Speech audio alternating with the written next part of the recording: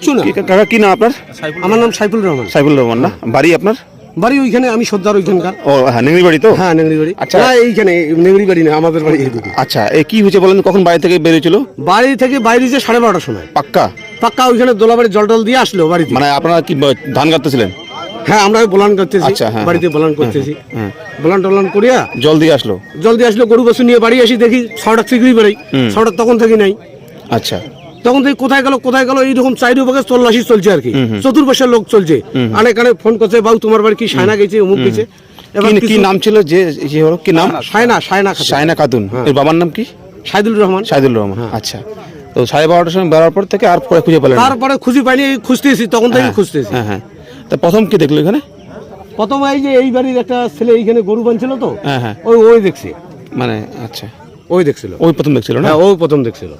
ঠিক। যে চাপাতি গাছ কেন মোড়া, যদি আসি আগে দেখে